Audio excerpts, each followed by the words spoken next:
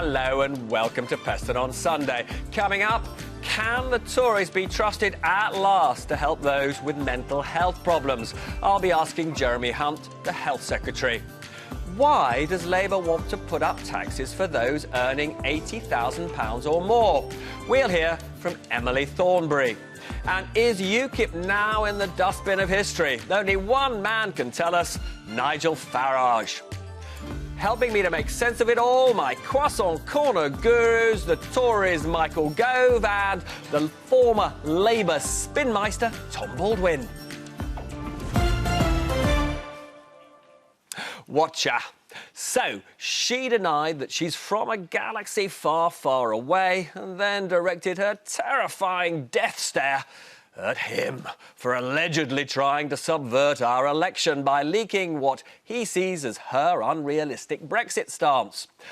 In another universe, well, the local and mayoral elections, he put a brave face on results that he insisted could have been worse.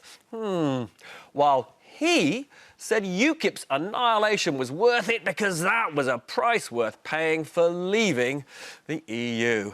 Double hum. Meanwhile, his admission that a little bit of him is Eurosceptic, really, didn't see the Lib Dems picking up seats, while she seems to be making gains in places the Tories never thought they'd ever be welcome again. We, of course, give a hearty welcome to all and sundry, don't we, Anushka and Screeny? Of course we do.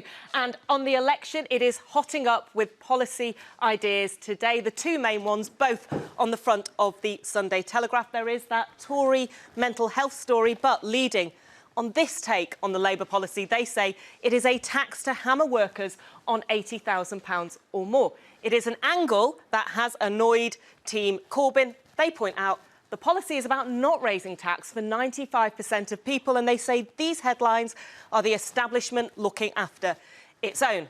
It isn't only the newspapers getting excited about the election. We have an election artist called Cornelia Parker, and here on Instagram is her right-leaning cat. Well, we had a right-leaning electorate on Friday in the local elections. And this rather clever chart helps to explain why. These are the parties that people voted for in 2015, divided into how they then voted in the EU referendum. And over here is the voting intention today. You see the Tories holding on very well there, not only to their Leave vote, but to their Remain vote too. Has Theresa May got beyond the Brexit divide? Clearly, these Remainers want her in the negotiating room. A much more mixed picture for Labour. It's lost votes at the other side. Some Remainers peeling off to the Lib Dems and to Don't Know. And you see there the Brexit voters going off in two different directions. And UKIP were crushed last week. You can see why here. Their vote really fragmenting, some of it going to the Tories. And here's my favourite bit of the chart. UKIP Remainers. Who knew? Robert. I'm delighted to be joined by former Lord Chancellor Michael Gove, Tom Baldwin, a great advisor to Ed Miliband. Actually, you're both colleagues, weren't you, on The Times a few years back. We had this extraordinary sight just a couple of days ago of Jeremy Corbyn and Theresa May agreeing with each other. Theresa May saying the victory for the Tories, or the victories for the Tories in the local elections weren't as brilliant for her as some people thought, and Jeremy Corbyn saying the results weren't as bad for Labour as many people thought. They're both wrong, aren't they? I mean, this was a disaster for Labour and brilliant for Theresa May, wasn't it, Michael? Well, it was certainly a very impressive result for the Prime Minister and for the Conservatives. But I think that she's quite right to caution people that while local elections provide all sorts of data that we can pore over, and which Anushka has done so brilliantly, nevertheless, at the general election, different issues will impinge on the public consciousness, and there is no automaticity about how people voted in the local elections determining how they'll vote in the general election. So in that sense, she's absolutely right to be cautious. And similarly, I think Corbyn is absolutely right from his point of view to say that just because this was not a perfect night for Labour, that doesn't mean that Labour won't be competitive in some races that we don't anticipate at the moment. But, I mean, Tom, losing the Teesside mayoral election, losing in the West Midlands, it's a disaster, wasn't it? For your side? Totally, and it was an equal measure, both sad in terms of what we lost and terrifying for what it promises to bring in the general election. I'm desperately worried about the future of the Labour Party now. I feel that Jeremy Corbyn seems to want to stay on, even after defeat. He's telling friends, apparently, that he's halfway through So just to a five-year project. clear, you think a defeat is utterly inevitable? It certainly looks inevitable. We've got to now, I think, set a bar. So the Labour debate is not how to win, it's how to get rid of Jeremy Corbyn, for you. It's about how we save the Labour Party and ensure we get as many Labour MPs as possible so there's a proper opposition afterwards, but also what is the test for Jeremy Corbyn in this general election? He, in 2015, said the 2015 result on the Red Miliband was a disaster, that we actually lost seats. If Jeremy Corbyn cannot significantly improve on that 2015 performance, win dozens of seats back, then he has to be out. Right, well, we'll get more from both of you in just a few minutes, but now I'm utterly delighted to be joined by Labour's Foreign Affairs spokesperson, Shadow Foreign Secretary Emily Thornberry. Lovely to see you.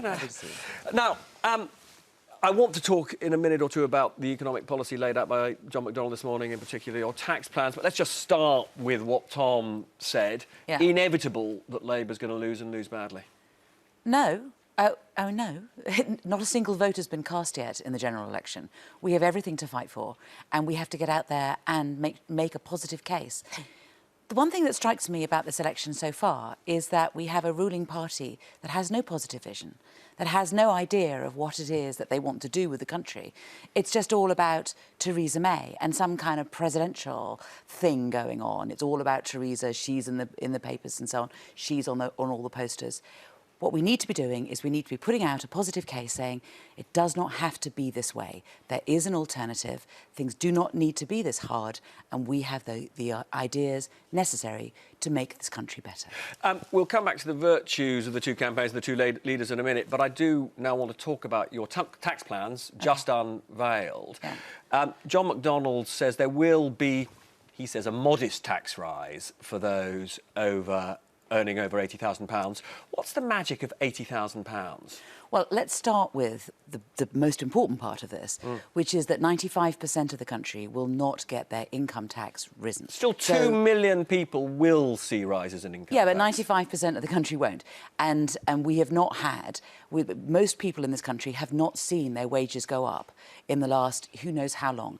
And when I talk to people on the doorstep, they are having real difficulties making ends meet. But people will still want to know how you chose £80,000 as the threshold. I mean, just to be clear, it's possible for senior nurses to earn that, senior police, people in the health service. You know, for some people, and particularly in London, as you know, as somebody who lives in London, £80,000 is not a colossal sum of money. So how did you decide that 80,000 was the right threshold? So whilst some senior nurses may be earning over that amount, some nurses are going to food banks. I mean, it is a question of getting these things adjusted properly and asking those who have the broadest shoulders to help. You know, at a time like this, and whether you have a high income or not, your child may break their arm and may end up waiting in A&E for 5 or 6 hours before being seen. We have to make sure that we invest some money into our public services and kickstart our economy. I mean, people will notice that MPs will not be caught by the tax rise. Does that mean,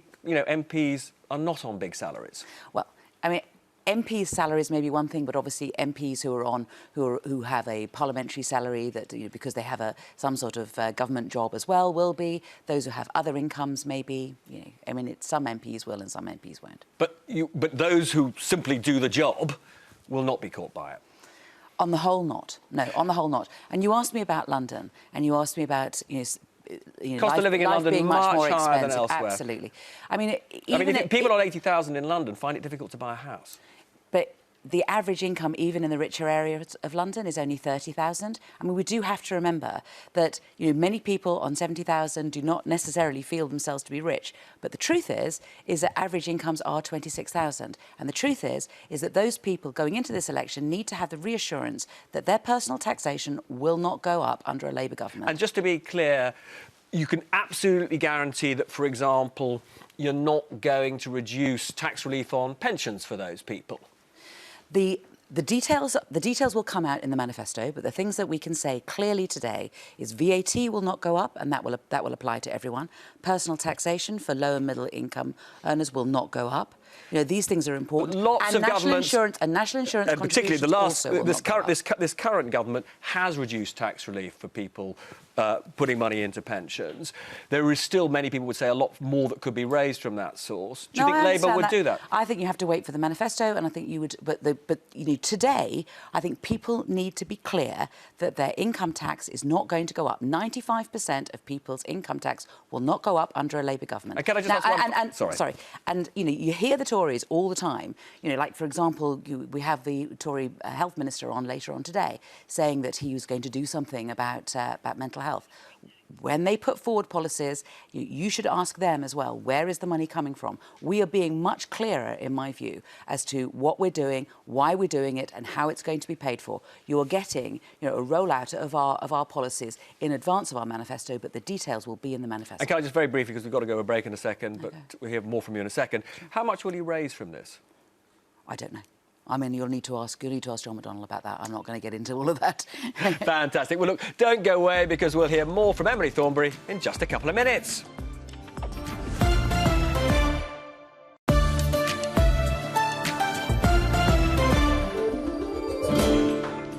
Welcome back to Peston on Sunday.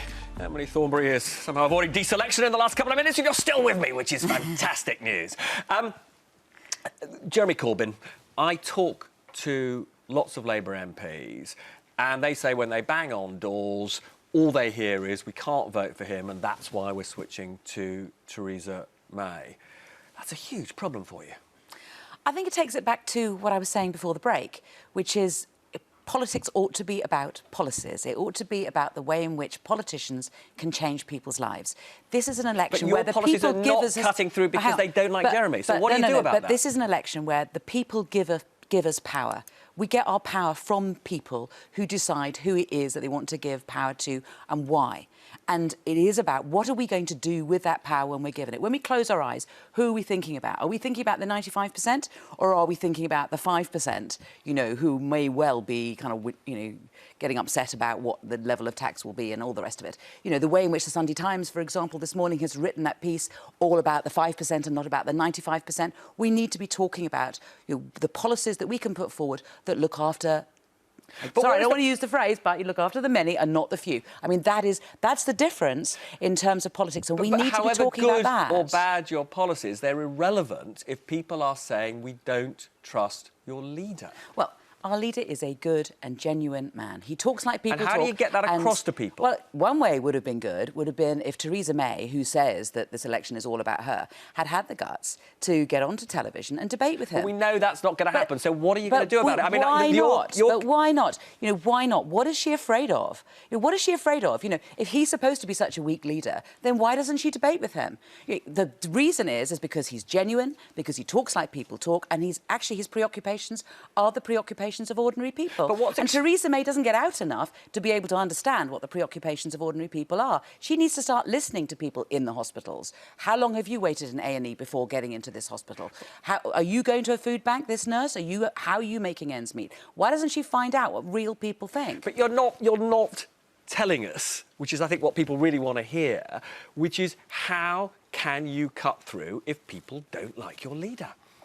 We cut through because we are 600,000 people, because we are out on the doorstep and we talk to people, and it is people talking to people about what changes their lives. This afternoon, I'm out in Hammersmith. I'm talking to people in Hammersmith. Next week, we're going all over the country and we talk to people and we say, what is your problem now, and how are we going to deal with it? It's very striking that your leader is not venturing into Tory seats in the way that Theresa May is spending all her time in Labour seats. He appears to be focusing solely on shoring up your core vote, which seems to indicate that he doesn't believe you can win. Well, didn't he? I think the first visit he made after the general election was in Croydon, wasn't it? Yeah, but there's a tiny Tory majority, whereas she's venturing into seats where there are huge Labour majorities. There are a number of seats that have tiny majorities, and we're definitely targeting those, as we are targeting others. But I do have to put this to you, because I've been to a number of seats, you know, that are Tory Labour marginals, and many of the front bench have. But look, I've got to put this to you, because one of the things that I found profoundly shocking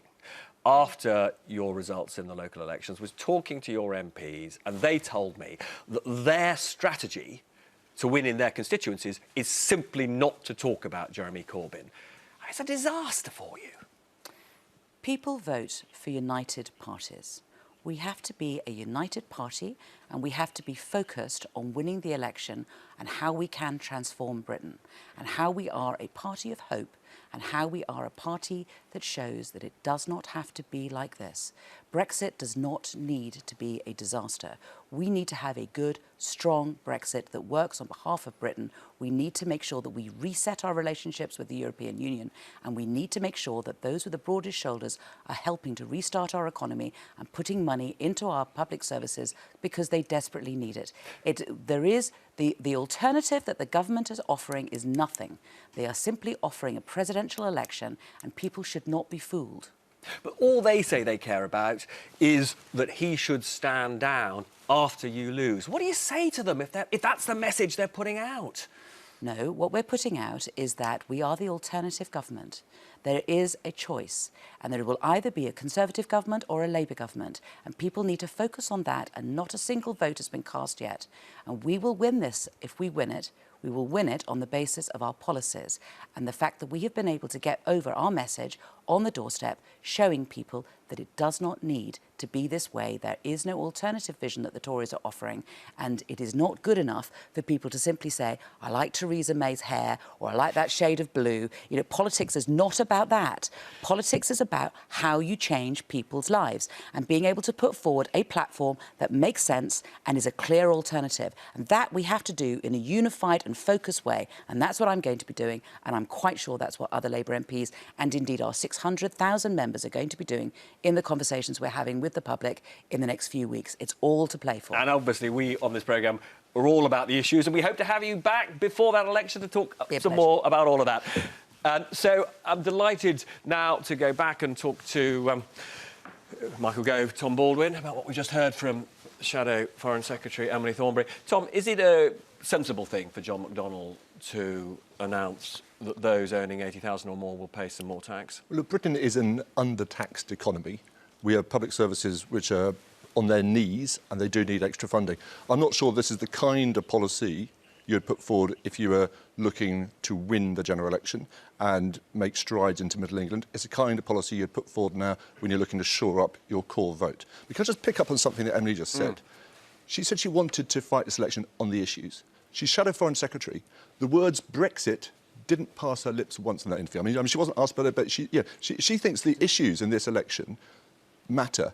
Then she should be trying to get this election back onto Brexit, and whether we want to give Theresa May a blank cheque in this election and a mandate for a Brexit which she won't understand or won't explain. But many would say, actually, it's pretty hard for Emily Thornberry to talk about Brexit because Labour's policy, I think still your policy, is so unclear on Brexit. It's unclear. It's better than what Michael would offer, but it is unclear. It's full of caveats and nuances, and Labour don't want to talk about it. They want to change the subject. I think the alternative to this election being one about Jeremy Corbyn versus Theresa May is to make it about Brexit, and I know what I prefer. Now, I'm going to pick up with you in just a second, Michael, but let's just go and have a quick word with Anushka. Thanks, Robert. Well, it has been a bad set of election results for Jeremy Corbyn, but he insists he can turn things around in just over 4 weeks. We've seen some radical policy, and we are told there will be a bit more of the personal touch, something a little more revealing. John McDonnell, the Shadow Chancellor, says the more people see of him, the more they will see that this is a leader that they want. Ian Lavery, elections coordinator, agrees the more Jeremy gets out there, the more people will warn to him. And ta-da, there he is, and our guest, Emily Thornberry, who says the more that people see this man who says what he means, the more people will be attracted to him. But even a close ally of Corbyn has said this weekend he can be Marmite on the doorstep, and there is certainly a sense of that love-hate thing in, if I can show you, this YouGov. OK, well, it was basically a poll that shows that people who don't like Jeremy think that he is unelectable, and they also say he is left-wing. He probably won't mind that. And people who do like him say that he is honest and sticking up for ordinary people. The problem for Labour is that people aren't necessarily looking for personality. According to the pollsters, they want strength. And the Conservatives believe that their leader is seen as you guessed it, strong and stable, which explains this strategy, the Theresa strategy. And there she is again, being strong and stable in Hampstead and Kilburn. Although I think we should take note of one thing. The word Conservatives seems to have been consigned to the small print. Robert. It is jolly interesting, isn't it, Michael, that, you know, this is a campaign being run on the supposed virtues of the leader and not really on the virtues of the Tory party. But I do want to pick up, though, on this tax issue. It is very, very striking that John McDonnell has said today that 95% of people in this country will pay no more tax. And the Tory party hasn't made that commitment. No, I think that one of the most important things about what John McDonnell has spelled out, as you brought out in your questioning, is that this tax hike, if it were ever to come about, would hit people, for example, like head teachers in schools. It would hit general practitioners. It would hit people in public service. And it's also the case that we know that this would be just the bridgehead from which further tax increases would inevitably follow. Actually, to be clear, we don't know that, but just to be clear, you're basically saying somebody on £80,000 isn't wealthy, isn't rich. Well, I think that there are different circumstances. Of course, it's above average income, but I don't think that we can say that school teachers and you know, the heads of our secondary schools or that GPs are rich. No. But we have a public service crisis there. At the NHS, chronically short of cash. Yes. Schools, chronically short of cash. Where's the money going to come from, Michael? The critical thing, I mean, Emily put up a very good fight, but she couldn't say how much money this would raise. In fact, it may well depress, actually, the tax take. The point about taxation is that you want to design a tax system in order to maximise the amount of money that you can spend on public services. And there comes a point where if you raise tax rates or target particular sections of the population, you depress economic activity, drive people out of the country, reduce enterprise, and as a result, the economy goes backwards and not forwards. And there is every risk. If you have a shadow chancellor... We know that whoever wins the election, taxes are going up. Isn't it better to be told in advance what those taxes are? Well, we're going to have a manifesto launch from the Conservatives, I think, in just over a week's time. We'll see then what the approach is that the Chancellor of the Exchequer and the Prime Minister want to take. But whichever taxes you choose to alter, increasing income tax in this way sends a very powerful signal that the Labour Party is anti-enterprise and anti-growth. Additionally, the Shadow Chancellor was on the BBC on a not very much watched programme earlier today. And on that programme, he was quoting Marx and Das Kapital and saying that there was a great deal of truth in what Marx had said in the past. That seems to me to be a leading indicator of the type of economic strategy that he'd love to implement if by some mischance he were ever to find himself in the Treasury. And I'm more than happy to say he was on Andrew Marr a few minutes ago. Now, Tom, what about this point that people like Emily and John McDonnell have been saying, which is that people would love Jeremy Corbyn if only they saw more of him? I think they've seen quite enough of him already, and anything to which the answer is more Jeremy Corbyn and John McDonnell is probably a case of asking the wrong question. I just want to say... What's the right question, Tom? How do we stop Theresa May getting a blank cheque for a hard Brexit to which she won't explain? No, hang on a second, but let's be clear. John McDonnell is the Shadow Chancellor. Jeremy Corbyn is the leader. The fact is that people like you and lots of Labour MPs are currently being so disloyal to him. How do you stop Theresa May getting a blank cheque if you're not prepared to rally round Jeremy Corbyn?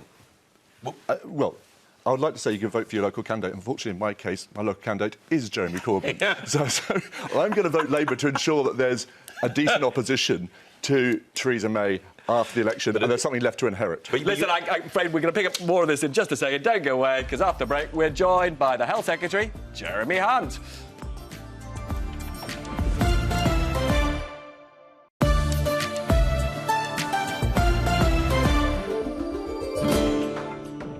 Welcome back. I'm delighted to be joined by the Health Secretary, Jeremy Hunt. Jeremy, you've just announced a whole new approach to mental health. One of the commitments you're making is that fewer people with mental health issues will end up in police cells. So where are they going to go? Well, what we need is to look after them in the NHS. Good morning, Robert, by the way, and thank you for inviting me onto the programme. I mean, at the moment... But where are they going to go in the NHS? Because, you know, the NHS doesn't have the beds, it doesn't have the... Where? Well, that is why we are undergoing probably the biggest expansion of mental health anywhere in Europe at the moment. Well, you're undergoing it, but I talk to mental health doctors and they say the money is not getting through to them.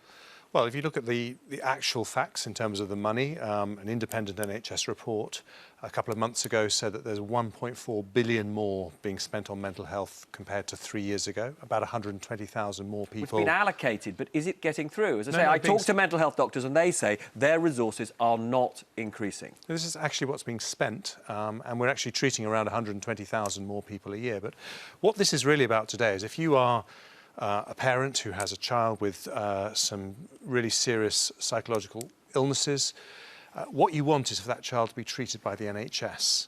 But too often what happens is that the first line of help you get is from the police service, and you can end up being in a police cell, and that can make the condition worse.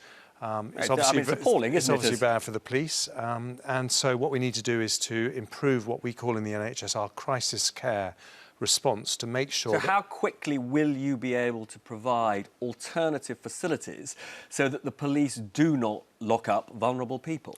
Well, we are making good progress. But how long? Well, we said that between now and 2020, in order to deliver this commitment, that we will recruit an extra 10,000 professionals into mental health services, because it's not just about money, it's actually having the people who can deliver the services you need.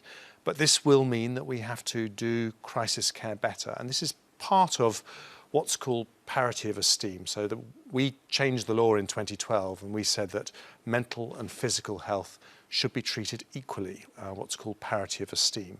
But at the moment, if you have a mental health crisis, you don't get as good care as people who have a stroke or a heart attack. Terribly important. And if you talk to mental health campaigners, they were shocked when, with your reforms, your proposed reforms to the personal injury payments, that they said discriminated against people with mental health issues.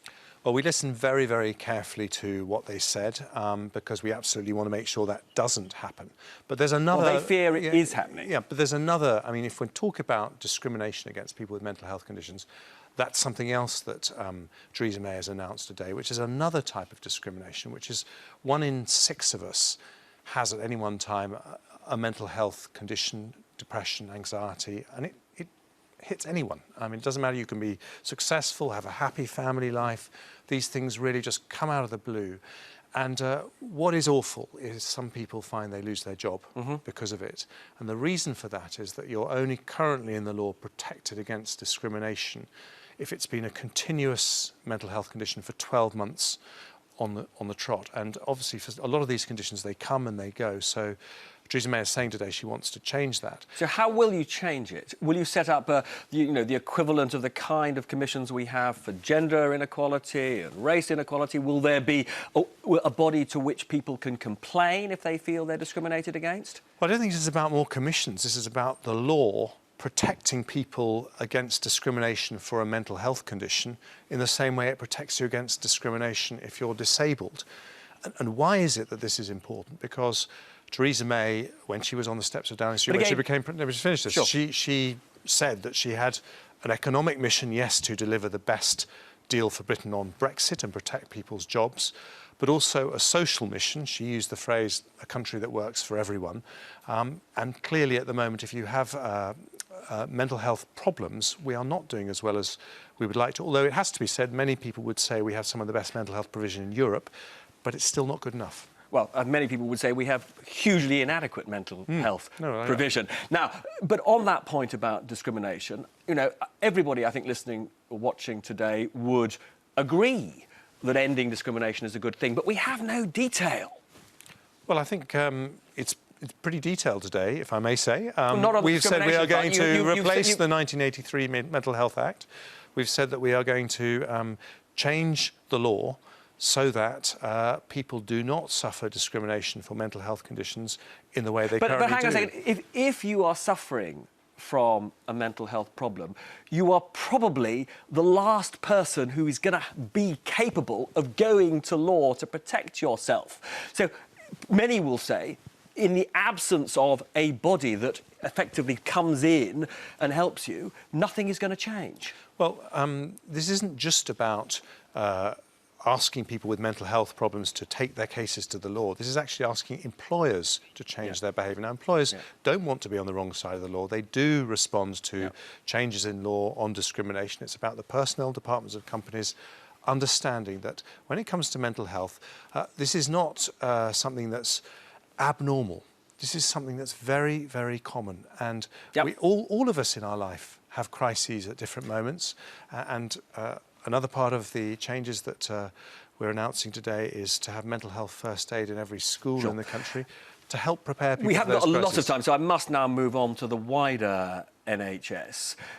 On your watch, per capita spending will rise, well, actually it will fall over the 10 years since 2010 from 2010 to 2020. Resources going into the NHS are a fraction under this government of what they've been in, on average, since the health service was created, which is why every doctor says to me there is a crisis.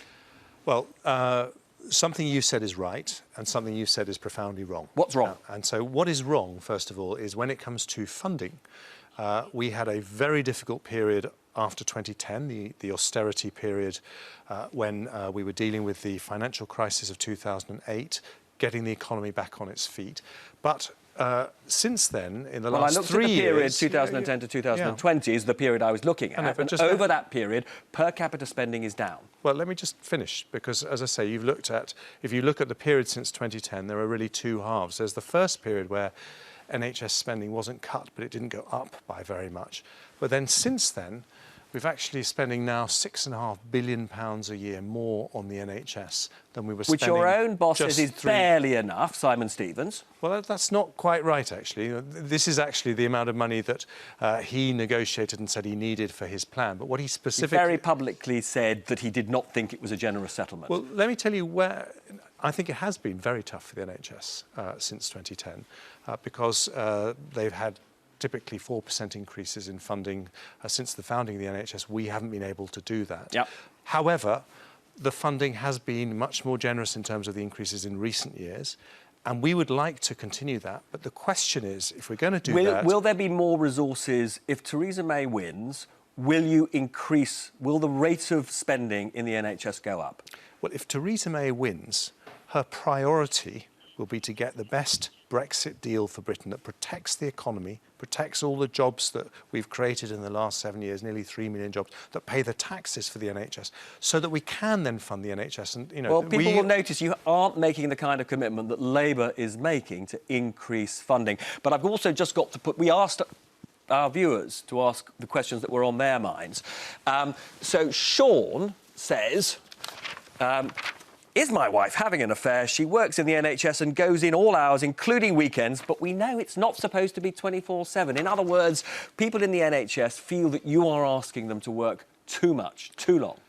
Well, people in the NHS are working incredibly hard, and what I'm doing to try and relieve that pressure is to get more doctors and nurses into the NHS. And since I've been Health Secretary, for example, we have 15,000 more nurses on the back of significant extra funding that's going in. But I don't make any apology for saying that I also want our care in the NHS to be the very best in the world. And where we have problems, like, for example, we know that mortality rates for people admitted at weekends are higher than people admitted at the week, and we want to do something about that, and that does mean that there are parts of the NHS where we need to improve the provision at weekends. We had that debate, you know, about a year ago, and I must just therefore put you, so on the hashtag Ask Hunt, Jonathan Ashworth, your opposite, sent in a question. 1.8 million people waited longer than 4 hours in A&E, up from about 350,000 in 2009-10. That's a dramatic increase. That is a failure, isn't it? Well, I'm delighted that Jonathan's watching the programme this morning, and what I would say to him, which he didn't choose to mention in that question, is that compared to when Labour were in office, if you take that 4-hour standard, 2,000 more people are being seen within 4 hours. But when will the target be met? When will that target be met? And let me just ask a question. Come on, Jeremy. When will the target be met on the 4-hour waiting time? Well, it's a very important target. And will it be met in the next Parliament if you win? Yes. And we have said that we will, much sooner than that, we said we want to get back to meeting that target next year. But if Jonathan Ashworth is watching this programme, you might want to ask him back how we could have delivered those extra 2,000 people being seen within 4 hours every day if we cut the NHS budget, as Labour chose to do in Wales. Jeremy, lovely to see you. We hope you'll come back before the election. Don't go away, because Nigel Farage will be here after the break.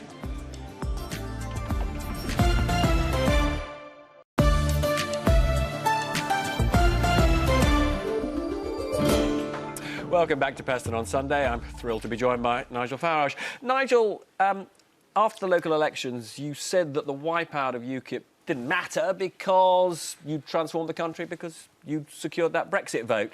Not exactly loyal, though, to Paul Nuttall, your successor, was that? No, I mean, Paul himself said we were victims of our own success. I mean, you know, I led the party 4 years ago in those county council elections in England. On a manifesto, we're bringing back grammar schools, getting Britain outside the European Union, controlling immigration and helping small businesses. And 4 years on, the British Prime Minister was running on exactly the same ticket and swept the board. So you got 4 million votes in 2015. What are you going to get this time? That depends. I mean, when she launched this campaign, and she said, look, trust me, I will deliver Brexit, but if I don't win, we will have this coalition of chaos that will effectively stop Brexit from happening. The number of UKIP supporters that contacted me and said, you know what, Nigel, this time we have to support Theresa May. Now, fast forward a couple of weeks, when people realise, actually, this election's a non-contest, that she's going to win by a country mile anyway, then I think the squeeze that you tend to see on small parties towards the end of a campaign, in this case, will be the other way around. Can UKIP survive, though, if it gets wiped out in the general election? Oh, UKIP's going to survive. It has to survive. I mean, well, it's rather like, you know, we all pay the house insurance every year, not because we want there to be a fire, but just in case there is one. And I think it's all well and good for Mrs May, who gives wonderful speeches and sounds very reassuring. But the truth of it is, as Home Secretary, she did the same thing on immigration and other issues and didn't deliver. And UKIP needs to be there in case there is backsliding on Brexit. I mean, your chum Aaron Banks seems to think it's over for UKIP and is setting up this patriotic alliance. What's all that about? I don't really know. I mean, are you not going to get involved? Are you not going to get involved? You're not going to get involved in the Patriotic Alliance? No. I mean, I'm happy for there to be political movements that campaign for things. UKIP. It's not an alternative to UKIP, as far as you can see. No, and it wouldn't be. I mean, if in 2.5 years' time, Mrs May has delivered the kind of Brexit that voters wanted, then I think you can ask the question: what is UKIP's future? Where does it go from here? But right now. Are you a supporter of Theresa May? I don't tend to support Remain voters. I don't tend to support people. But isn't she delivering the vision that you want? Well, listen, she is using exactly the same words and phrases that I've been using for 20 years. I mean, you must have loved it when she laid into Jean-Claude Juncker, didn't you? I thought bashing Brussels bureaucrats was purely my domain. So, no, of course. So you cheered at that point? It all looks and sounds fantastic. But, as I say, you know, we've got a career politician here whose record of delivery in the past has been very poor. So let's see. Is Nuttall doing a good job? I thought the way that he came out yesterday after what had been a really very tough 24 hours was strong and reassuring. Look, it's difficult for him. It's difficult because the Conservative Party have taken our agenda for now.